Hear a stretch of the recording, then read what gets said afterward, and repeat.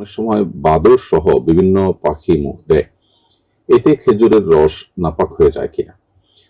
উত্তর হলো না, খেজুরের রস নাপাক হবে না। কারণ প্রথমত এ থেকে রসের হাড়িকে রক্ষা করা খুবই কঠিন। দ্বিতীয়ত ফোকাহ একরামের মতে বাদর পেশাব পায়খানা পানিতে পড়লেও সেটা নাপাক বলে গণ্য হবে না। এটার অন্যতম কারণ হলো যে এর থেকে বাঁচা আসলে সম্ভব না বা কঠিন, পরিপূর্ণ মানুষের নিয়ন্ত্রণেও না।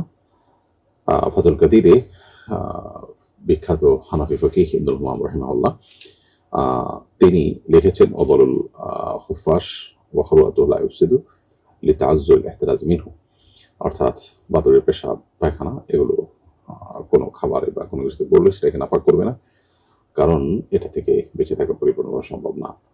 এজন্য অতএব বাদুর যদি মুখ দেয়, আপনার পেশাব পায়খানা তো দূরের কথা, সামান্য একটু মুখ দিল অথবা একটু জুটা করলো, তো এটার কারণে আপনার রস পান করা হারাম হবে না। তবে নিপা ভাইরাসে আক্রান্ত হয়ে আপনি ক্ষতিগ্রস্ত হতে পারেন, সেই জায়গা থেকে সতর্কতা কাম্য। কারণ শরীয়তে নির্দেশ না হলো কেউ বিপদে পড়তে পারে, অসুস্থ হয়ে যেতে পারেন, নিজেকে ধ্বংসের দিকে ঠেলে দেওয়ার মতো কোনো কাজ হতে পারে, এরকম কাজ থেকে শরীয়ত আমাদেরকে বেঁচে থাকতে পারে।